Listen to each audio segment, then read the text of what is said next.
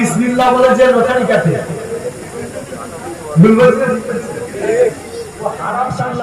তোমার মেয়ে হেভি নাচতে পারে লোকের বউ দেখে, হ্যাঁ আমার বলবে মাশাআল্লাহ ভাই তোমার বউ আজকে আজকে আমি এত সমাজে বিড়িখোর বাড়ে বলেন, এত ওয়াজের মাহফিল হয়, এর ফলে কি সমাজে একটাও মাতাল করেছে দেখাতে পারবে? আরো মাতাল বেড়ে গেছে, ঠিক না? কথা বলেন পারছে না?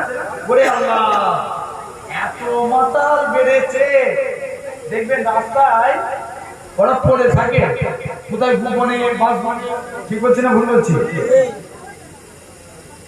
আবার দেখবেন কিছু কিছু লোক আছে এরা ব্যালেন্সিং করে চলে, জুম্মার দিনে মসজিদে যায় নামাজ পড়তে, আবার সন্ধ্যেবেলায় মদের দোকানে যায় মদ খেতে। ভুল বলছি না ঠিক বলছি? আছে না? না কত ধরনের লোক দেখবেন আখিরি জামানা, এরা এরা আবার মনে মনে নিয়ত করে জুম্মার দিনে নামাজ পড়তে যখন যায় তখন নিয়ত করে আল্লাহ খুশি হোক, আবার মদ খেতে গেলে বলে শয়তানের যাতে বেজার না হয়। বুঝতে যাচ্ছে না? আমার সোনার ভাইরা, তথাপি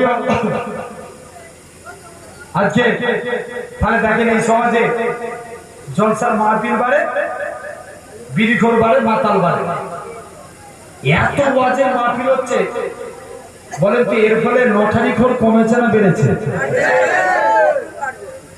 হ্যাঁ ওরে আল্লাহ, এখন চায়ের দোকানের থেকে লটারির দোকানে ভিড় বেশি। চায়ের দোকানের থেকে এখন কার দোকানে ভিড় বেশি?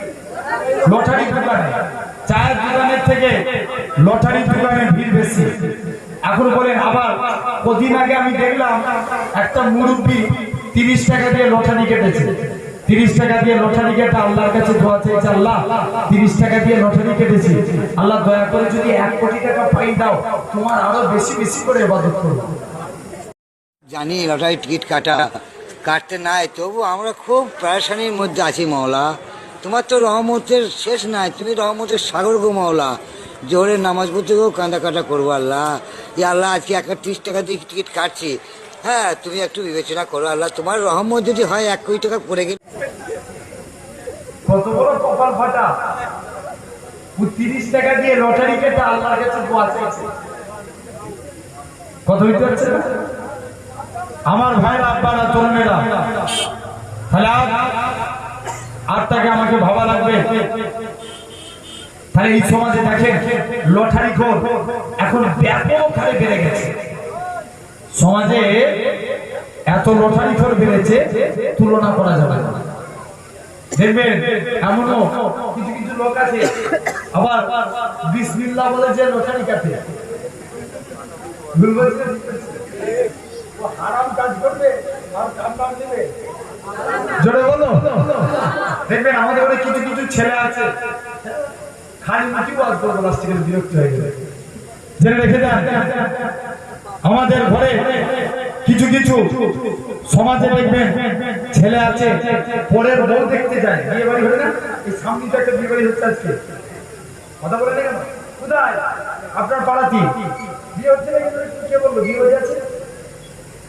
দেখেন, যাই হোক, আমি এখানে হোক বা জিতাই নাই হোক, এই এত বিয়ে বাড়িতে দেখবেন অনেকে বলে ভাই বন্ধুকে দাওয়াত দিয়েছে, ভাই আমার বিয়েতে যাস। বন্ধু দেখতে গেছে বিয়ে বাড়িতে, লোকের বউ দেখে, হ্যাঁ আমার বলবে মাশাআল্লাহ ভাই তোমার বউ হেভি দেখতে। বলে না বলে? কত বড় শয়তান, গুনাহ করছে কোন, ও নিজে গুনাহ করছে করুক, যে রাখবেন তারপরেও কি করে ও দেখবেন আবার আল্লাহর নাম নিয়ে গুনাহ করছে। কার নাম দিয়ে? আল্লাহর নাম দিয়ে। এমনও ছেলে আছে দেখবেন আমাদের ঘরে কিছু কিছু সমাজে ছেলে আছে, এরা গান শিখতে যায়। কি শিখতে যায়? গান, নাচ। নাচ বুঝেন তো নাকি? আমাদের মুসলমানের ঘরে কিছু ছেলে আছে নাচ শিখতে যায়। এরা যখন নাচ শিখতে যায় দেখবেন সমাজে আবার কেউ কেউ নাচ দেখে বলে একজন ভাই যদি আরেকজনের কাছে যাই বলে ভাই মাশাআল্লাহ তোমার মেয়ে হেভি নাচতে পারে,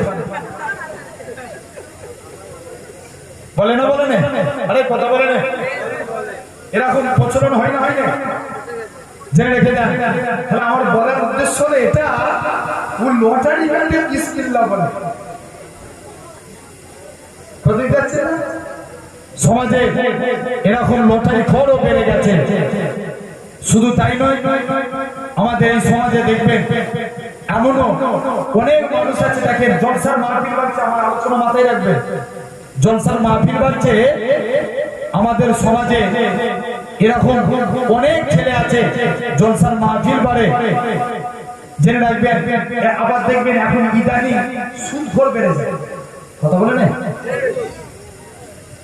রাগ হচ্ছে নাকি আমার? এই রাধা বল্লভ চোখে আনবে না, আমার বই গেল।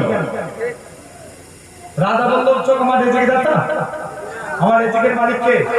আমার আল্লাহ। কথা বুঝতে পারছেন না? আমার জন্য যদি একটা রাধা বল্লভ চোখ বন্ধ হয়ে যায়, আল্লাহ হাজার হাজার রাধা বল্লভ চোখ খুলে রেখেছে। ভুল বলছি না ঠিক বলছি? আজকে হক কথা বলার দরকার আছে না? আর যদি ইমাম সাহেব সুদের কথা বলতে যাই চাকরি শেষ। কথা বলে নেই? আরে হ্যাঁ না না বলছি না, এই রাগ হচ্ছে হচ্ছে এইসব ভাই কথা বলে নেই। কারণ সুদখোর আছে না, জানেন সুদখোরের সব থেকে ছোট গুনাহ কি জানেন? 37 বার জিনা করলে যত গুনাহ হয়, কতবার? 37 বার। 37 বার জিনা করলে যত গুনাহ হয়, একবার 1 দিরহাম পরিমাণ সুদ খেলে, 1 দিরহাম পরিমাণ মিনিট অর্থাৎ ওই 35 থেকে 65 থেকে 70 টাকা, এই 1 দিরহাম পরিমাণ কেউ যদি সুদ খায়, জেনে রাখবেন এই সুদ খেলে কি হবে? 37 বার জিনা করলে যত গুনাহ, এই 1 দিরহাম পরিমাণ সুদ খেলে তত গুনাহ। তাহলে আমরা সুদের দিকে যাব না ফিরে আসবো? জোরে বলেন। দেখবেন কিছু কিছু মানুষ আবার ফকটিয়া চিন্তা, ইনকামের চিন্তা করে। জানেন আমি সিস্টেম বলে দিচ্ছি, শুনে রেখে দেন। আমাদের সমাজে কিছু মানুষ আছে বেশ 10-15 বছর ধরে কাজ করে, ব্যাংকে 20-30 লাখ টাকা জমি রেখে দিল। 20 লাখ টাকাই মনে করে, কত লাখ? 20 লাখ। বলছে এই ঘরে ভাড়ার থেকে অন্য জায়গায় কিছু ব্যয় করার থেকে তার থেকে ভালো ব্যাংকে টাকা রেখে দিন, প্রতি মাসে 10-15 হাজার টাকা করে সুদ আসবে। কথা বলে না? এই ডিপোজিট করলে হয় না? আর মুরব্বি মসজিদে বসে বসে শুধু আল্লাহ আল্লাহ জিকির করছে। হুজুর বলছে হ্যাঁ গো চাচা, তুমি জিকির করছো, তোমার সংসার চলে কি করে? চাচা বলছে বাবা তুই জানিস আমার বাপের যত জমি জায়গা ছিল, আমার বাপের যত জমি জায়গা ছিল সব বিক্রি করে দিয়েছি, ব্যাংকে মোটা অঙ্কের টাকা রেখে দিয়েছি, সুদ তুলি খায় আর আল্লাহ আল্লাহ। কে বলছে? চাচা বলছে। আর হুজুর বলছে হ্যাঁ গো চাচা, সুদ খাওয়া গুনাহ তুমি জানো নি? বলছে জানি তো, ওই জন্য ব্যাংকের বই আমার নামে করে রাখিনি, আমার বইয়ের নামে করে রেখে দিয়েছি। আমি খেয়ে যাবো, কথা দেখছেন না? তাহলে এরকম সুদখোর সমাজে আছে না নাই? চিৎকার দিয়ে বলো আছে না নাই? আছে। তাহলে সমাজের বুকে আমি আমার ভাইকে আল্লাহ শুকরিয়া আদায় করে বলছি, আজকে তারিখে শুধু মেদিনীপুর পাঁশকুড়া বলে নয়, গোটা পশ্চিম বাংলার জমিনে হাজার হাজার যুবক ছেলে পাগলের মতো ভালোবাসে। এটা আমার আল্লাহর দান, জেনে রাখে না আমার ভাইরা। বলে দিয়ে যায় সুস্থ সমাজ গড়তে গেলে যুবকদের দরকার আছে না নাই? ভাই জোরে বলেন আছে না? জেনে রেখে যান আজ রাসূলুল্লাহর মাহফিল, আমি অবশ্যই একটু পরে রাসূলকে নিয়ে আলোচনা করব, কারণ নবীর আলোচনা মানেই তো আমার আল্লাহর আলোচনা। জোরে বলে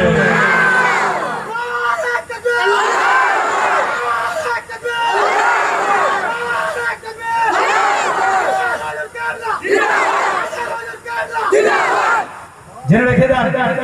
তাহলে আজ আপনাকে আমাকে জেনে রেখে দেন, আজ আপনাকে আমাকে ভাবা লাগবে, আল্লাহ কবুল করে নেন। তাহলে আজ আপনাকে আমাকে চিন্তা করতে হবে, এই হারাম জিনিস দেখে নিয়ে সমাজে সব বেড়ে যায়। এখন বলে এখন বিয়ে বেশি না জিনা বেশি? জলসার মাটি পাচ্ছে। আমার বলার উদ্দেশ্য এটা যে এত জলসা দিয়ে তাহলে হুজুররা কি করছে এটাই জানেন কি বলেন তো? এখন আমরা স্টেজে পা দিচ্ছি, মনে মনে নিয়ত করছি যে এই 12টা থেকে 2টো টাইম মানে বিরাট টাফ টাইম। এই টাইমে লোক থাকা মানে বিরাট ব্যাপার। ভুল বলছি না ঠিক বলছি? মানে ঘুমের বিধান। আর এই টাইমে যে দেখি সেরকম ওয়াজ করতে হবে, এমন ওয়াজ করে যাব পুরো কাঁপিয়ে দেবো। এই দাদা বললো আমরা এই নিয়ত করে বসছি। আর আগেকার হুজুররা যখন স্টেজে উঠতো তারা নিয়ত করে নিত, আল্লাহ এমন ওয়াজ করে যাব 2টো মানুষকে হলেও হেদায়েত করে যাবে। ঠিক বলছি না ভুল বলছি? এই হয়ে গেছে ফারাক।